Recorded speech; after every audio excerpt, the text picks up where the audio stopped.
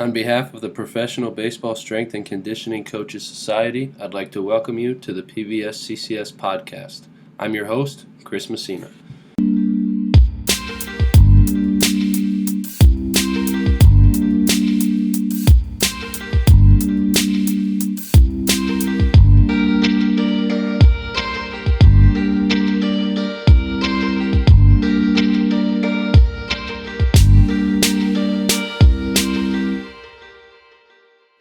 All right, everybody, before we begin this episode, I just want to give a shout out to our sponsor for this episode. The sponsor this week is another one of our all-star sponsors. It's Proven for Sport. If you're in professional baseball, then you've probably heard of P4, the pre-workout supplement. It's a very popular product amongst players and coaching staffs. And so they've been very supportive of us. They sent us a discount code for Black Friday and for Cyber Monday. They've been supporting all of our events. And so I just wanted to give them a shout out before we begin the episode. With that being said, let's get into the episode with Logan. All right, everybody, I'm here with Logan Fransen of the Texas Rangers organization. Logan, thanks for coming on, man. Appreciate your time. Tell the listeners about yourself, if you would, please. Yeah, first, thank you for having me. Definitely been following this podcast for a while now, so it's definitely an honor to be on here. But so I'm from California, right outside San Francisco, the Bay Area, born and raised out there. Played baseball my whole life growing up. Fortunate to get a scholarship to Oregon State coming out of high school. Went up to Oregon State for about 2 years. Wouldn't say I played at Oregon State. I was injured for 2 straight years. And then transferred back home to a Division II called Sonoma State University. Finished up my playing career there. Had an option to go. I had a 5th year because I medical redshirted my freshman year. Tore my labrum my freshman year. And then decided that probably the writing was on the wall. I could sneak out a couple games, maybe a little bit of PT my 5th year, or had an opportunity to be the quote-unquote head strength coach of the baseball team there. So always wanted to get into strength and conditioning, interned in the summers while I was still playing. So I thought it was a good opportunity to just let's ride. It was not unpaid. It wasn't a paid head strength coach, but I had full control. We had 2 racks, a couple of dumbbells, made it work. And then after that, did my 5th year there, interned at Cal, did baseball, football there. Then graduated, went to Stanford right after that, did an internship at Stanford, and then finished my internship at Stanford. Went kind of the private sector route, started training guys in the off season. Private sector wasn't my thing. Big time into the team atmosphere and being around the field. Always been a baseball guy. So I just randomly started applying online on PBSCCS and got a call actually from our coordinator, Napoleon Pichardo, in the middle of spring training in 2018 while I was sitting on the couch watching MLB Network, hoping I could get a job.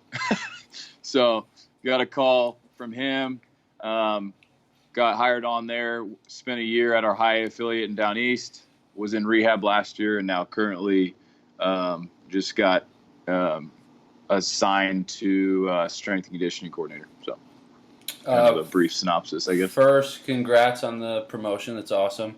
Yeah, thank you. And then the Sonoma State thing probably helped you transition into baseball pretty easy because it sounds exactly like a minor league weight room.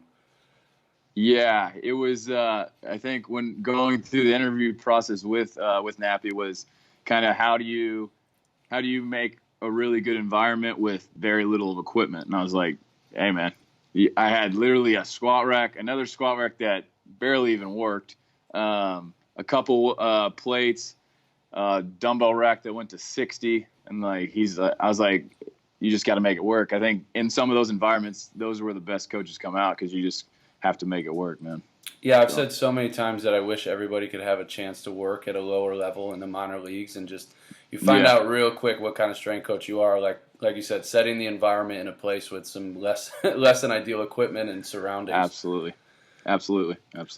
So you haven't been in too long, but I am interested to hear your best professional baseball story, whether it's a good memory that you have or something that got lost in translation, maybe in your first year with like a Latin player. Just what sticks out to you the most so far in baseball?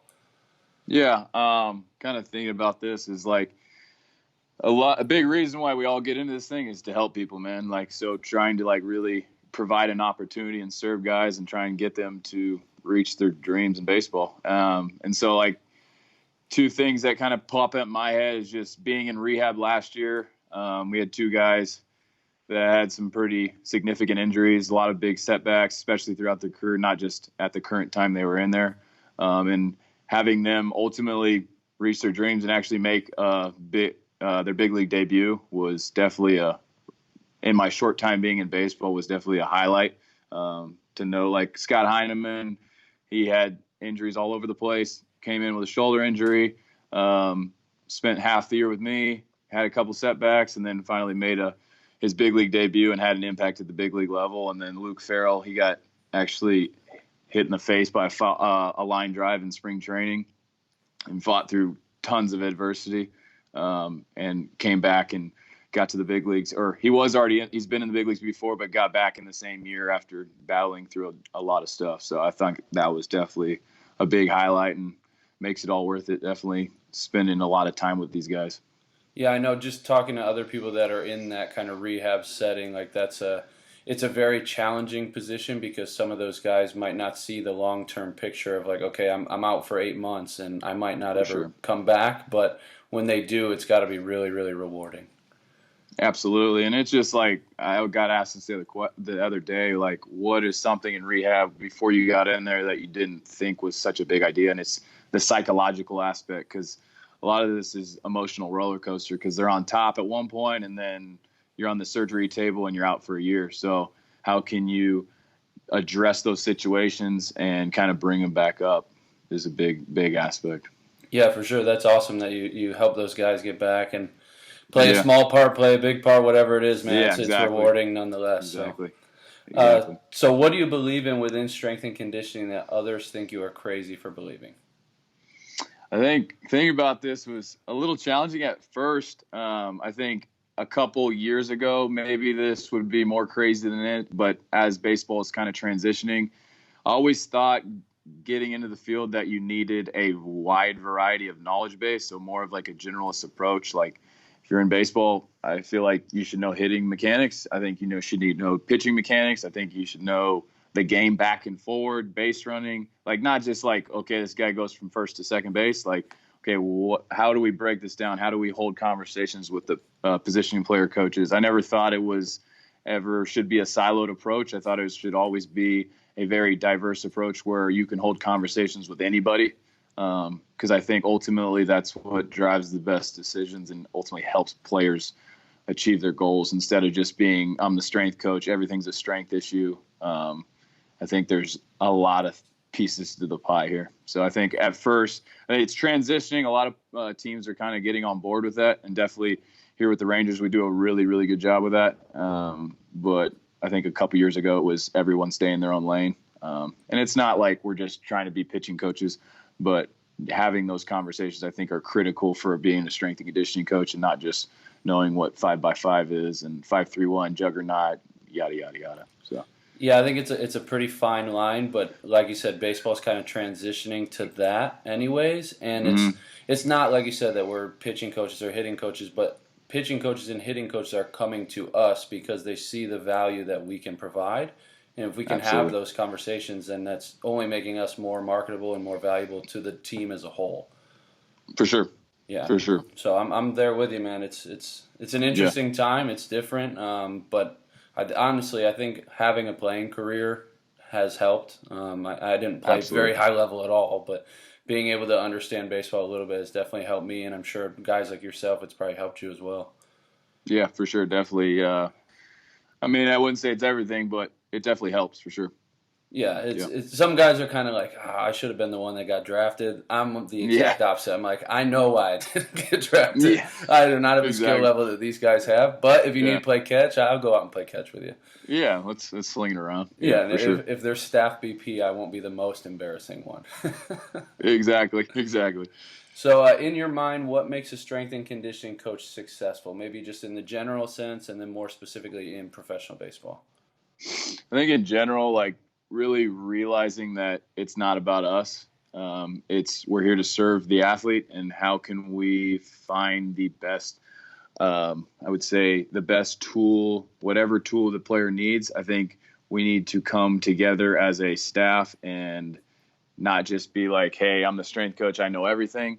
How can we better serve our athletes and realize that it's not just about us and we're just trying to get that stepping stone to the next job.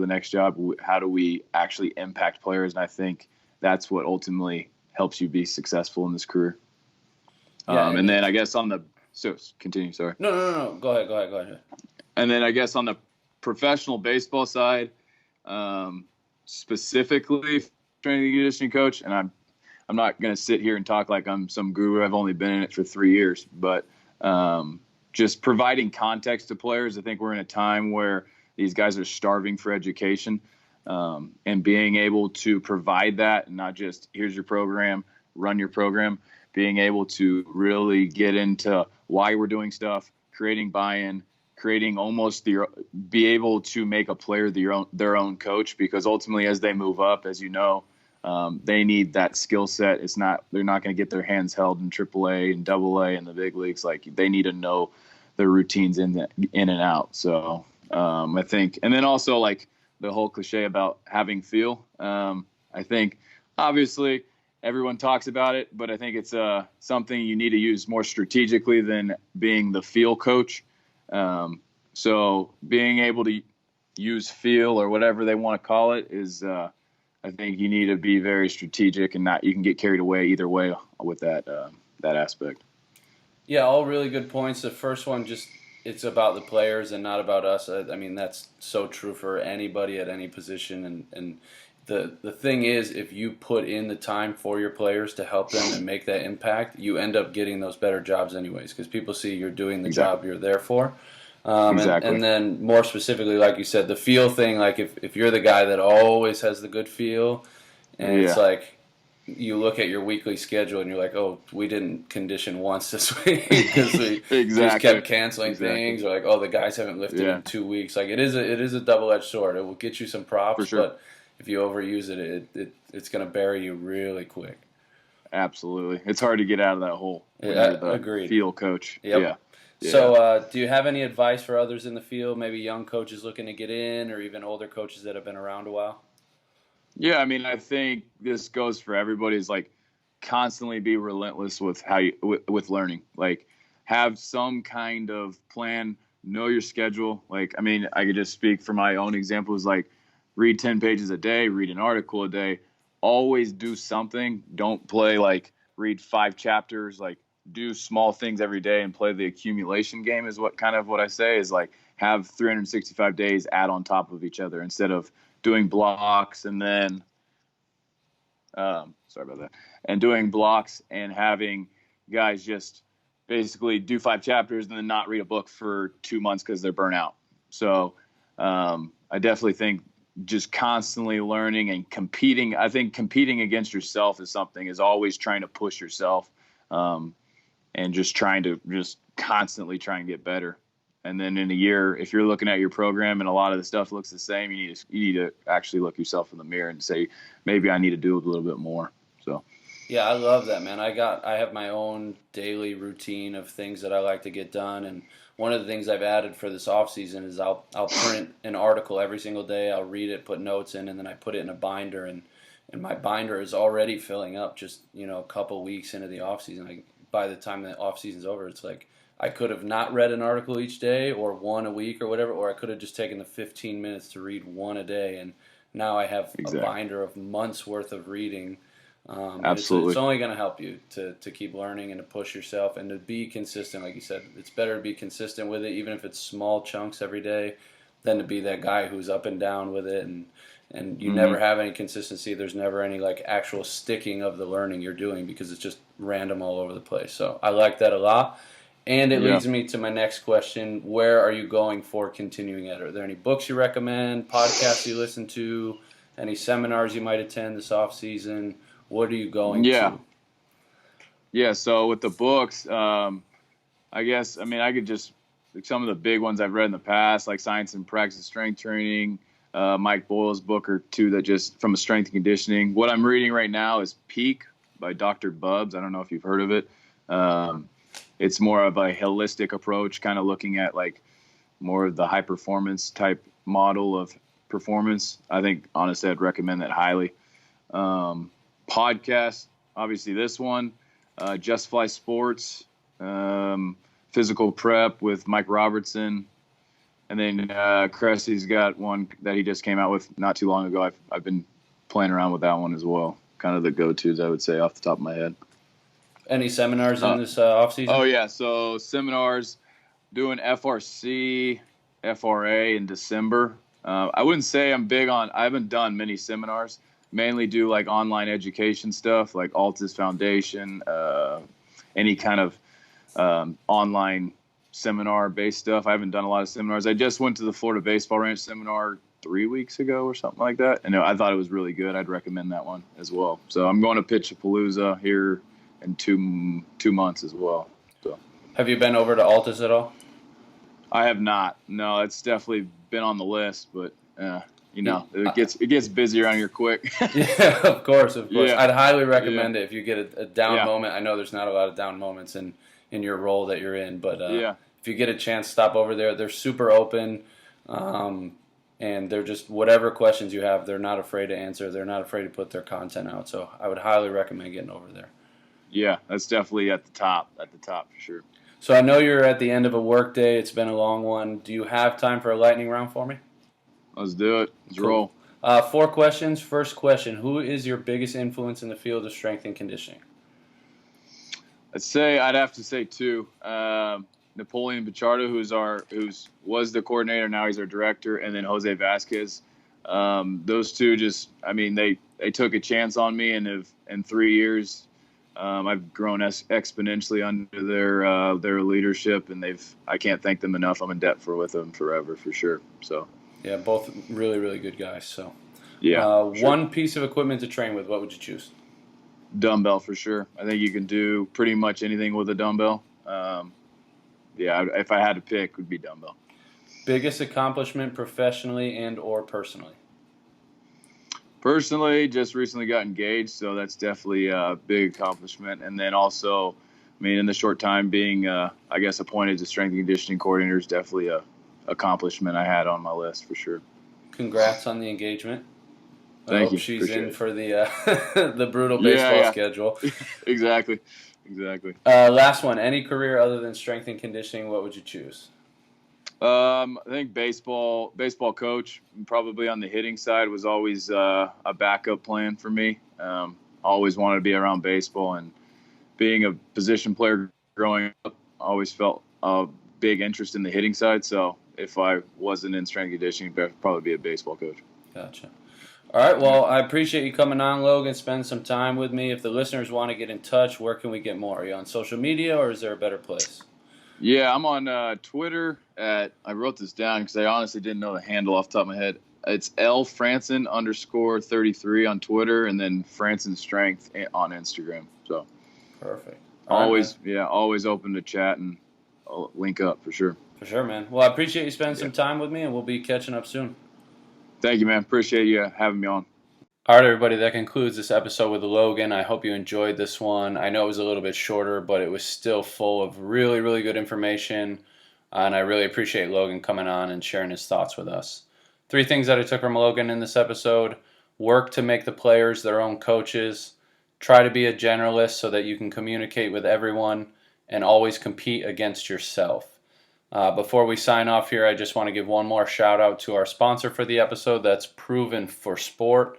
Their website is proven4.com, Proven 4.com. Head over to their website, check out their Instagram, check out their products. Like I said in the beginning, it's a very popular pre-workout supplement for the players and coaches in professional baseball. And with that being said, we'll talk to you on the next one.